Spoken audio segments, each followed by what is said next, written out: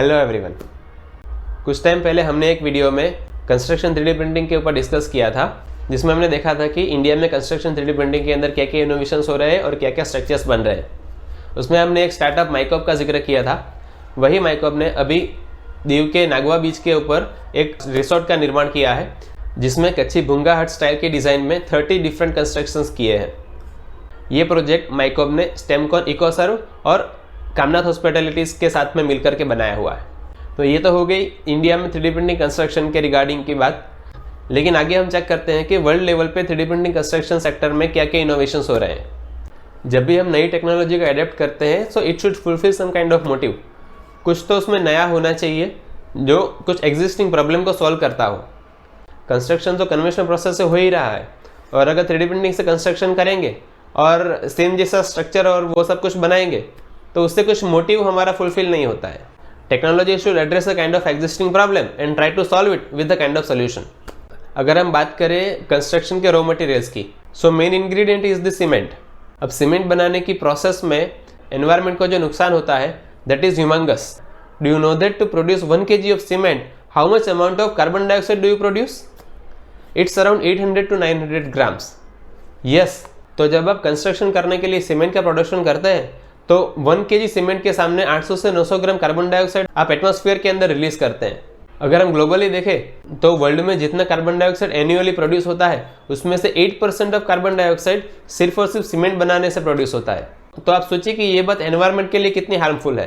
तो ये ड्रॉबैक को ओवरकम करने के लिए अभी वर्ल्ड लेवल पे पूरी रिसर्च चल रही है।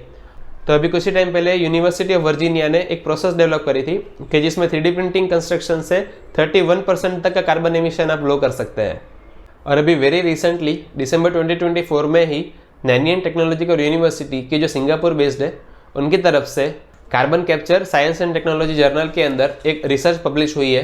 जो रिसर्च में उन्होंने दावा किया है कि उन्होंने जो प्रोसेस बनाई है उसमें सिर्फ कार्बन डाइऑक्साइड का एमिशन नहीं होगा, लेकिन वही कार्बन डाइऑक्साइड को यूज़ करके उनके स्ट्रक्चर के अंदर एब्जॉर्ब कराएंगे और वही टेक्नोलॉजी से अपने स्ट्रक्चर की एफिशिएंसी वो इंक्रीज करेंगे।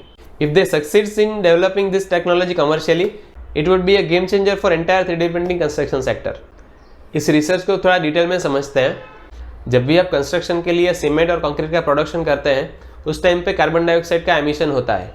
अब वही कार्बन डाइऑक्साइड को स्टोर करके फिर आगे के प्रोसेस में यूटिलाइज करने वाले हैं, और जब वो 3D प्रिंटिंग से कंस्ट्रक्शन बनाएंगे उस टाइम पे ये जो कार्बन डाइऑक्साइड प्रोड्यूस हुआ है वो कार्बन डाइऑक्साइड को और साथ में वाटर की स्टीम को ये कंस्ट्रक्ट किए हुए 3D प्रिंटेड स्ट्रक्चर के ऊपर एब्जॉर्ब कराएंगे, जिससे क्या होगा कि कंस्ट्रक्ट किए हुए 3D प्रिंटेड स्ट्रक्चर के अंदर CO2 परमानेंटली फिक्स्ड हो जाएगा। कार्बन के कारण उसकी स्टर्डीनेस बढ़ेगी और जो स्ट्रक्चर है वो ज़्यादा मजबूत बनेगा। अकॉर्डिंग टू द रिसर्च ये जो कार्बन डाइऑक्साइड और स्टीम मिक्स्ड वाला 3D प्रिंटेड स्ट्रक्चर है उसकी load bearing capacity normal 3D printed structure से 37% ज़्यादा है। उसकी flexural strength normal 3D printed structure से 45% ज़्यादा है, और अभी वो इस 3D प्रिंटेड स्ट्रक्चर की एफिशिएंसी और बढ़ाने के लिए प्रयत्न कर रहे हैं।